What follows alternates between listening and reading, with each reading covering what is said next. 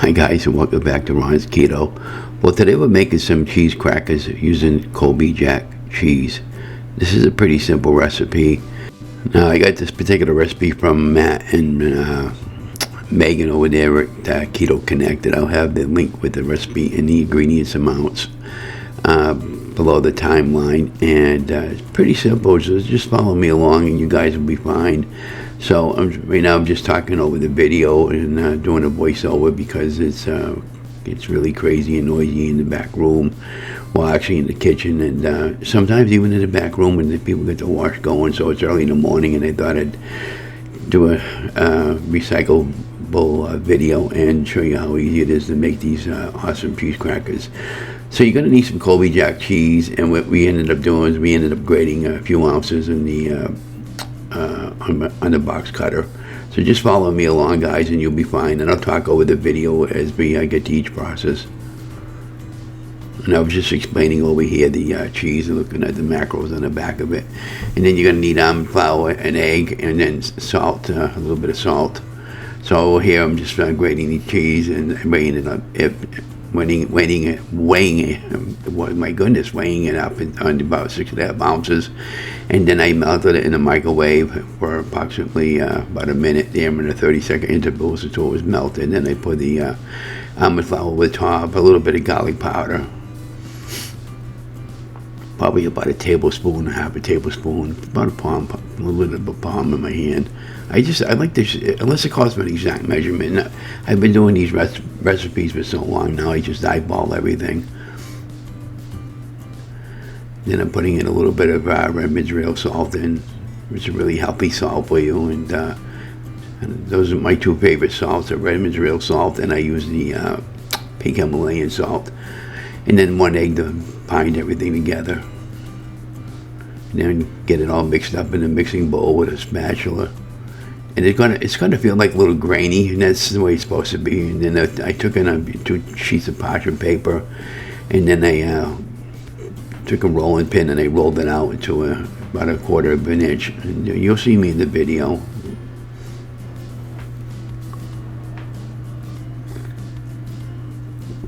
Okay, so our dough is done. So I ended up putting this particular dough on top of a silicone mat, but 2 sheets of parchment paper work fine. And then, of course, the rolling pin. You get a small little rolling pin that works really well for me at times. And it doesn't have to be perfect. It just I made these plenty of times. I don't even really need to look at my recipes anymore. So what I was doing over here with the spatula, I was just trying to get it into some type of a rectangular shape, and then I'll re-roll it out again. And then what I did after I got it rolled out to the shape to my desired shape, I ended up taking a wheel cutter and I just cut it into little tiny squares, like kind of like the cheese crackers that we love, but packs a lot of unwanted ingredients and flours and stuff like that. That raises havoc with your body weight. And then I put that on top of the silicone mat, and I was just doing, like I said, just do the best you can when you're doing recipes. That's all. And again, what's the worst that can happen? That you don't like something, just throw it out and start all over again. But I've done that plenty of times too. And then just trying to position my camera into the video so you can actually watch the video and get an overhead view of what's going on. Now, and be careful when you're using a wheel cutter on a silicone mat, and because you don't want to cut through the silicone mat. And then I just took a little, here you can see me just salted over, resalt the top. And I didn't have a school, but I just took a small, I actually took a knife and I was trying to punch some holes in it, kind of like it made it look like Cheez-Its.